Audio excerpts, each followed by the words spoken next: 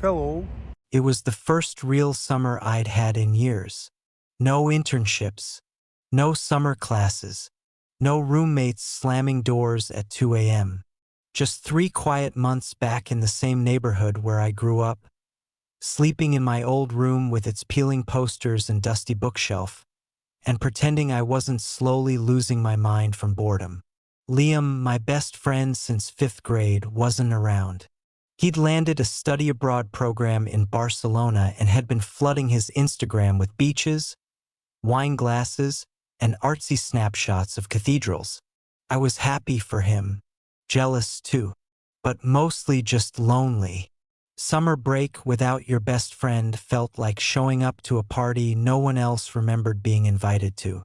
It had been a week since I got back when I remembered I still had Liam's old headphones. The nice over-ear ones he lent me back in April. He hadn't asked for them back, but I figured it would be a good excuse to swing by his place. Maybe say hi to his mom, Julia. She'd always been kind, and her kitchen was the one place in town that still smelled like real cooking. So I walked the 4 blocks, cutting through the shortcut between the tall hedges that separated the Hendersons' yard from the town library. It was weird being on these streets again. Familiar cracks in the sidewalk, the same faded street signs. Even the air felt the same, like cut grass and warm pavement. When I reached Liam's house, I hesitated. I wasn't sure why. It was just a visit, but the house felt different. Not in how it looked. Still the same blue shutters and porch swing, but in the silence surrounding it. No music, no laughter spilling from the open windows, just stillness. I knocked once, then again. Footsteps approached. The door opened, and there she was, Julia. I hadn't seen her in over a year, but she looked almost exactly the same, except softer somehow. Not aged, exactly, just quieter. Her dark hair was pulled into a loose bun, and she wore a simple sundress and slippers. No makeup, but she didn't need it. Her eyes still had that sharp blue clarity I remembered, but there was something else in them now, a tiredness I hadn't seen before. "Ethan?" she said, eyebrows rising in surprise.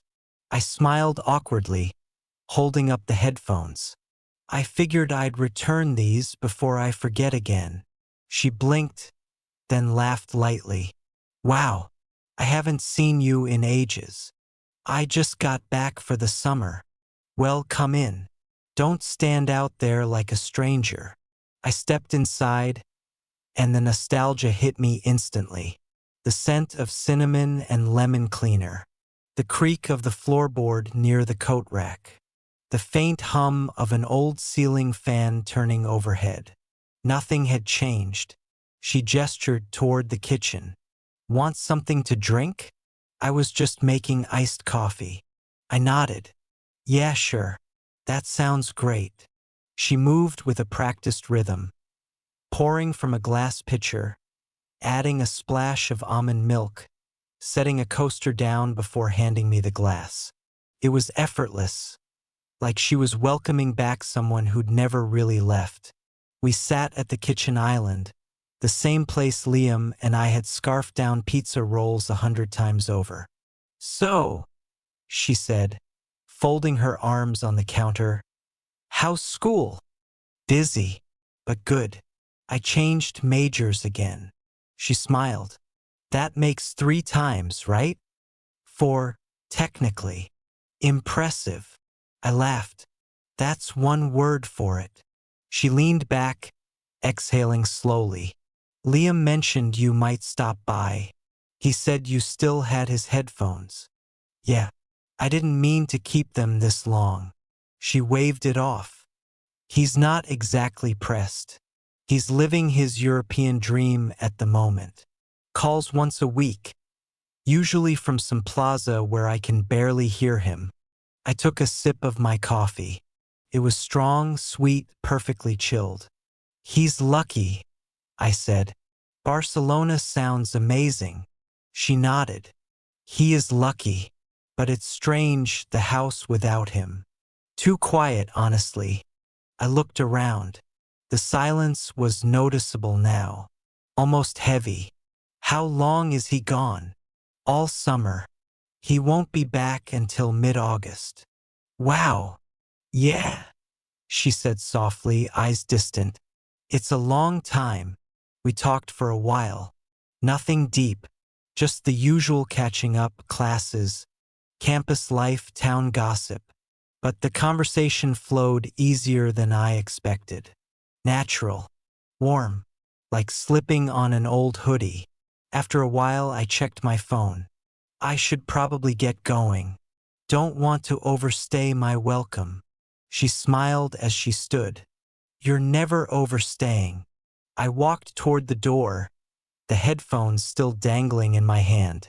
Thanks for the coffee, I said. Any time, she replied.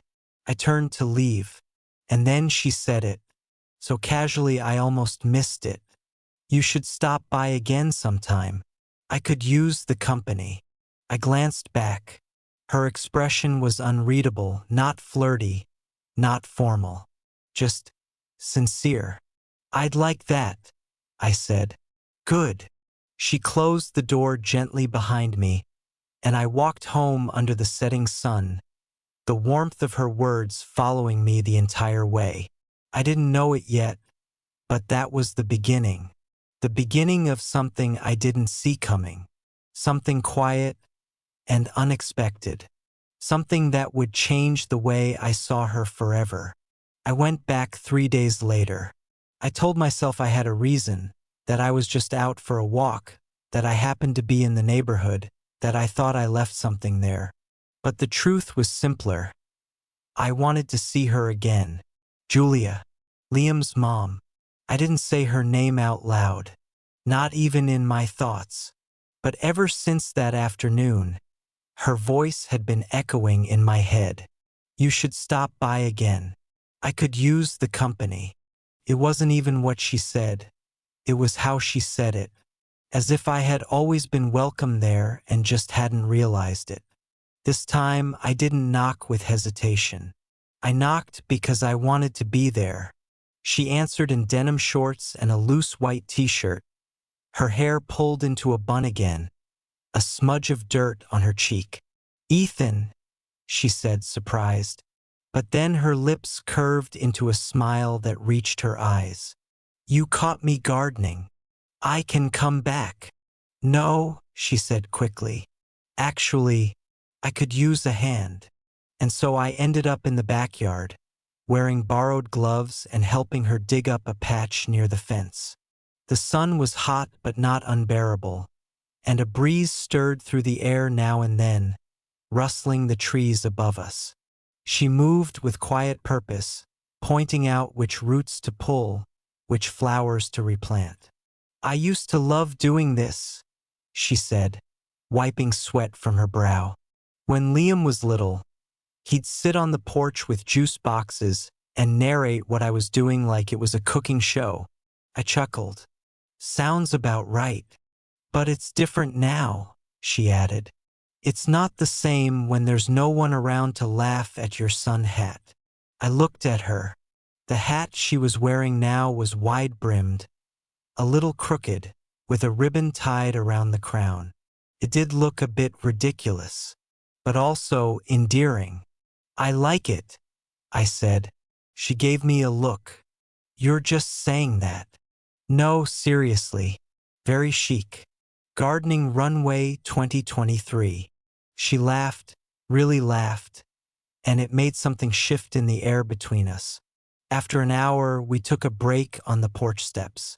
She poured lemonade from a glass pitcher, handing me a tall cup before collapsing beside me. You're good at this, she said. At digging holes? At showing up. I looked at her over the rim of my cup. I wasn't sure I should. She leaned her head back against the wooden railing and closed her eyes. Why not? I don't know.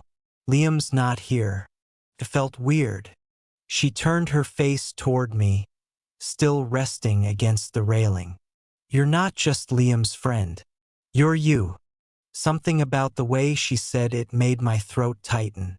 I nodded slowly, unsure how to respond. The porch was quiet except for the creaking swing swaying in the breeze. I stared out at the yard, the overgrown lawn, the bird bath tilted slightly to the side, the wind chimes barely moving. It's a good kind of quiet, I said. She smiled. It is now.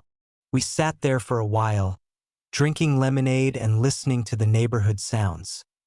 A distant lawnmower, birds chirping, a dog barking 2 houses over. And then, without planning to, I said, "Do you want help with anything else? Around the house, I mean." She looked at me, slightly surprised. Actually, yes. The hallway light's been flickering for weeks. I keep forgetting to check it. I'll take a look. Inside, the hallway was cool and dim. I grabbed the step stool from the laundry room and stood beneath the overhead light.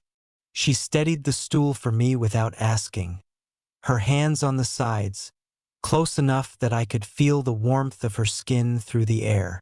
"Loose wiring," I muttered, adjusting the bulb. "You sound like someone who knows what he's doing."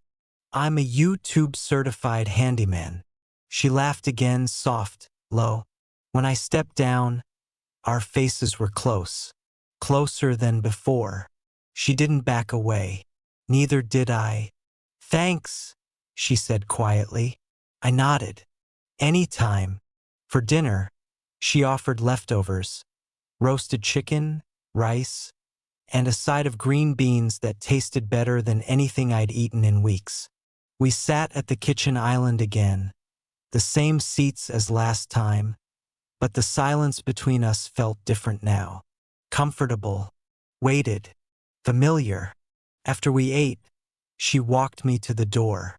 "It's nice having someone around again," she said. "Someone to talk to, someone who listens." I hesitated, hand on the doorknob. "Well," I said softly, "I'll come by again." "Good." Her voice was barely above a whisper. I stepped out, but I turned around before she could close the door. She stood there, framed in the soft glow from the hallway light, and for a second, she looked younger. Not in age, but in presence, as if some part of her was waking up after a long sleep. "Thanks for letting me stay so long," I said. "Thanks for coming back." She didn't close the door until I was halfway down the walkway. That night I couldn't sleep. Not because something happened, not in the way you'd expect, but because something had started. Quietly, naturally, like a song you didn't realize you'd been humming until someone else joined in. And I knew I'd be back again soon. Not out of obligation, but because I wanted to be there. Because something about that quiet house, and the woman in it, was beginning to feel like something I didn't want to leave behind. It rained the next time I visited. The kind of soft summer rain that didn't bring thunder or wind, just a constant, steady drizzle that soaked the sidewalks and turned everything a few shades darker. I hadn't planned on going over that day. I really hadn't. But the sky was gray. My house was silent, and I kept thinking about the way Julia had smiled at the end of our last visit. I texted her, "Hope this isn't bad timing. Mind if I stop by?" She replied within a minute, "Not at all. I just put a lasagna in the oven. Come hungry." I pulled on a hoodie and jogged the 4 blocks through the wet streets, a thin mist clinging to the air. By the time I got to her porch, I was damp but not drenched. I wiped my shoes on the mat and knocked. She opened the door barefoot, wearing black leggings and a long cardigan over a tank top, her hair tied back loosely, strands curling from the rain's humidity. The smell of garlic and tomato sauce drifted out like a warm welcome. "You're early," she said, but smiled as she stepped aside. "You said lasagna." I took that seriously. "Well, it's almost ready." I followed her inside, brushing droplets from my sleeves. The house was warm, not just from the oven but from the soft jazz humming through the Bluetooth speaker, the dim lights casting gentle shadows on the walls. It didn't feel like visiting someone. Felt like arriving home. She motioned to the couch. "Make yourself comfortable." I sat down, and a few minutes later she brought over 2 glasses of wine. Red, rich, smooth. "I figured you're old enough now," she said with a small smirk. "I won't tell if you won't," I replied. We clinked glasses. Dinner was incredible. Layers of pasta, cheese, sauce, and something else, rosemary maybe? We ate at the small round dining table instead of the kitchen island, facing each other, candlelight flickering between us. The conversation drifted like it always did, light, curious, and easy. But something in it felt different now. There were fewer filters, more honesty. She asked about my family. I asked about her work. She told me how she'd been considering quitting the part-time job at the local bookstore. "I used to love it," she said, twisting her fork idly. "But now the days just stretch." I stand behind the counter watching other people live their lives. I didn't know what to say at first, so I didn't pretend to. I just listened. "And then," she added, quieter now, "someone shows up with wet hair and a crooked smile asking for lasagna. And suddenly, I don't mind the day so much."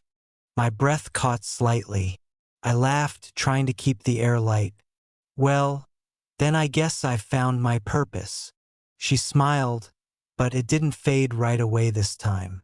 It lingered, hanging between us like something fragile and real. After dinner, we moved back to the living room.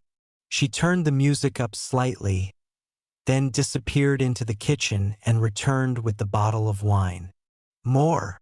I nodded, holding out my glass. She filled it slowly. The rain had picked up outside, a soft pattering against the windows. She curled her legs beneath her on the couch, tucking in beside me but not too close. "You've grown up," she said suddenly. I glanced at her. Is that a compliment or an observation? "Both. I mean, you've seen me at every awkward stage, so I guess anything's an improvement." She chuckled. "It's not just how you look, it's how you carry yourself. You're more still." "Still?" She nodded. "Not restless, not trying to be someone else." I sipped my wine, unsure how to respond. But it felt good to hear. Really good. And then she said something that shifted everything. "You make this house feel full again." The words weren't heavy, but they landed with weight. I looked at her, and for a moment she didn't look away. Her eyes stayed on mine, steady and searching. "Julia," I said, the name feeling new in my mouth. "I like being here. I can tell." We sat in silence after that, the music playing, the wine settling warm in my chest. And then, almost without realizing it, we were closer. Not touching, but close enough to feel the space between us tighten. She reached out, gently, and touched my hand. Not for long, just enough. "I'm sorry," she said, pulling back slightly. "That was—" "It's okay," I said quickly. But she shook her head, more to herself than to me. "It's just, you're so easy to talk to. And lately, I feel like I haven't really talked to anyone." "I get that," I said. "You don't have to apologize." She exhaled slowly, looking down. "I keep second-guessing everything. But then you show up, and for a little while I don't." I wasn't sure what to do. The moment was hanging, waiting to become something more or fade quietly. So I asked the question without thinking. "Do you ever feel invisible?" Her eyes snapped up to mine. "All the time," she said. We sat like that, staring at each other, both caught in something unspoken but powerful. And then I did something I hadn't planned. I reached over and brushed a loose curl behind her ear. She didn't move. She didn't speak. But she closed her eyes just briefly and leaned into the touch. I pulled my hand back slowly. The rain kept falling. She stood then, slow and deliberate, and disappeared down the hallway. I stayed on the couch, unsure of what had just happened, but certain something had. When I reached for my glass again, I noticed a small slip of folded paper beneath it. A note. Thanks for making the house feel full again. Jay. My heart thudded. I folded it back and tucked it in my pocket like it was something sacred. That night, walking home in the rain, I didn't feel the cold. All I felt was her hand in mine, even though it had only been there for a second. It was a Saturday when she asked me to spend the whole day with her. The text came early, right after I'd rolled out of bed. Thinking about going to the farmer's market. Could use a set of arms for the heavier stuff. You in? I stared at my phone for a few seconds, then typed back. Always. What time? By 10. I was at her door again, this time wearing a fresh tee and sneakers. She answered in jeans and a soft green button-up tied at the waist, sunglasses in her hair, a reusable canvas bag slung over her shoulder. You're getting good at showing up, she said. I'm getting good at saying yes. She smiled, that slow, subtle one I'd started to recognize as something just for me. The market was busier than I expected. Rows of booths lined the park, people moving between baskets of peaches, pints of blueberries, jars of honey. We walked slowly side by side. She picked up tomatoes and squeezed them gently, held bundles of fresh basil to her nose, debated over which loaf of sourdough looked better. I carried the bags, and I didn't mind. I would have carried 20 of them if it meant walking next to her like that. Sun filtering through the leaves, wind teasing the loose strands of her hair, her arm occasionally brushing mine. We talked, but it wasn't constant. Sometimes we just moved quietly together, like we didn't need words. At one point, we passed a booth selling used books. She stopped and flipped through the titles, pulling out a worn paperback. This one, she said. I read it 100 times in college. She handed it to me, and when I looked down at the cover, I realized the author was someone we'd talked about that night on the porch. Keep it, she said. You'll like it. We ate lunch from a food truck, grilled cheese with roasted peppers, shared between us on a park bench. She didn't mind the mess. She laughed when cheese stretched between her fingers. You're different here, I said. Here, in the sun, around people. She looked at me, her eyes playful but thoughtful. And what am I like at home? I hesitated. Quieter, like you're waiting for something. She didn't reply right away. Then she said, maybe I was. Back at her house, we unpacked the groceries together. She moved around the kitchen with purpose, setting ingredients on the counter like puzzle pieces. Dinner tonight, she said, already reaching for a pan. You're staying, right? I wasn't planning on it. Well, she said, smiling without turning around. You should. We cooked slowly. Wine on the counter, music on low, the windows cracked open to let in the breeze. It was domestic, but in the most comforting way. Like this had always been our rhythm, and we were just remembering it again. After dinner, we moved to the living room. She turned the lights down and lit a few candles. Not for mood, she said, just because she liked the scent. Something floral and warm. I sat on the floor, leaning back against the couch. She curled into the corner cushion above me, legs tucked under, glass of wine balanced in her hand. "You ever wonder how you got somewhere?" she asked suddenly. "In what way?" She gestured vaguely.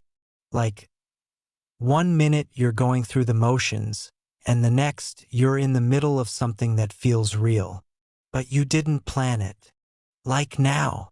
She didn't answer, but her silence said enough. I looked up at her. "I wonder all the time." She nodded slowly, gaze lowering. "I haven't felt like myself in a long time. Not since before Liam left. Probably even longer." "Why?" "Because life just chipped away at things, little pieces at a time. And I didn't even notice until I couldn't recognize the woman in the mirror. My chest ached hearing that. I turned around so I could face her fully. "You still look like you," I said. She gave a small, sad smile. "You say that because you haven't known me long enough to see the difference." "I think I've seen enough." The room grew quiet. She set her glass down and slid from the couch to the floor beside me. Our knees touched. She didn't move. "I keep trying to tell myself this is just loneliness," she said. "That you're just being kind." "I'm not just being kind," I said, more firmly than I expected. She looked at me, and in her eyes I saw every question she didn't say aloud. I reached for her hand. She let me. Her fingers were soft and cold from the glass. I warmed them in mine. "I feel good when I'm with you," I said. "Not because I'm trying to, just because it happens. I don't know what to do with that." "You don't have to do anything." She leaned her head against my shoulder. I felt her exhale, slow and shaky. "Ethan," she whispered. "Yeah. If I ask you to stay tonight, would you?" I didn't answer right away. I turned and looked at her. "Yes," I said. "I would." She pulled back and stood slowly, offering her hand. I took it. She didn't lead me to her room. She led me down the hallway and paused at the guest room door. "I just don't want to be alone tonight. That's all." "That's enough," I said. Inside, she handed me a folded t-shirt and pajama pants. Liam's old clothes, probably. I changed in the bathroom, heart pounding. When I came back, she was standing in the hallway in an oversized sweatshirt and flannel shorts, hair down, no makeup, just her. "I forgot to say good night," she said softly. I stepped closer. We were just a breath apart. "Good night," I whispered, and then she leaned in and pressed her forehead gently against mine. We didn't kiss. We didn't need to. We just stood there, breathing the same air until the moment passed. Then she turned and walked to her room, left the door slightly open, and I stood there for a long time, not because I didn't know what to do, but because I didn't want to forget what that moment felt like. I didn't fall asleep right away. I lay on the guest bed, staring at the ceiling fan spinning slowly overhead, the soft tick-tick-tick of its motor matching the rhythm of my thoughts.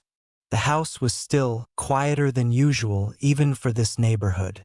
But the silence didn't feel empty, felt full, like she was still on the other side of the hallway, awake like me, thinking the same things, replaying the same small, quiet moments. The light under her door was still on. I stared at the crack beneath it from the hallway. Then I knocked once, gently. Her voice came after a pause. "Ethan?" "Yeah, sorry. I couldn't sleep." Another pause. Then, "Come in." I opened the door slowly. The lamp on her nightstand cast a soft amber glow across the room. Julia was sitting up in bed, covers folded in her lap, a book resting open but untouched on her knees. Her hair was loose, her eyes tired but warm. "You okay?" she asked. I nodded, closing the door quietly behind me. I just didn't want the day to end. She watched me cross the room, standing a few feet away from the bed. The silence between us stretched, but it didn't feel uncomfortable. It felt like something else, like permission waiting to be given. "I didn't think you'd knock," she said, voice barely above a whisper. "I almost didn't," I admitted. "I'm glad you did." I sat on the edge of the bed. She moved the book aside, folded her hands in her lap. "This still doesn't feel real," she said. "But it is," I whispered. She looked at me, then really looked. Her hand reached out and rested on my arm. Light, grounding, human. "I don't want to hurt you," she said. "This isn't something I planned. It's not something I ever thought I'd." She trailed off. I placed my hand over hers. "You haven't hurt me," I said. "You've made me feel seen, wanted, like I matter." Her eyes shimmered, and she turned slightly to face me. "Most people see me as Liam's mom. They say the right things, ask how I'm holding up, but no one really looks at me. I do." She didn't respond with words. Instead, she leaned in, slow, uncertain, and pressed her lips gently to mine. It was a whisper of a kiss, soft, warm, careful, and I kissed her back. There was no hunger, no urgency, just connection. Quiet, honest, unspoken understanding flowing between us. When we pulled apart, our foreheads rested together. She exhaled. "We crossed a line. I know, but I don't regret it." "Neither do I." She shifted, pulling the blanket back slightly. "Stay." I climbed in beside her. The sheets were warm. She curled against me, head tucked beneath my chin, fingers laced with mine. And we lay like that, for minutes, maybe hours. The storm outside returned, tapping softly at the window, like the world was giving us permission to disappear for a little while. I woke to sunlight streaming through the curtains and the sound of birdsong outside. She was still beside me, eyes closed, breath steady. I watched her for a moment, not out of awe, but reverence, for how calm she looked, how safe. Eventually, she stirred. Her eyes blinked open slowly, and when they met mine, she smiled. "Morning," she whispered. "Hi." We didn't move. We didn't need to, but we both knew this moment, this sliver of quiet, this bubble of warmth, couldn't last forever. We got dressed in silence. She made coffee while I folded the sheets on the guest bed. There was no awkwardness, just care.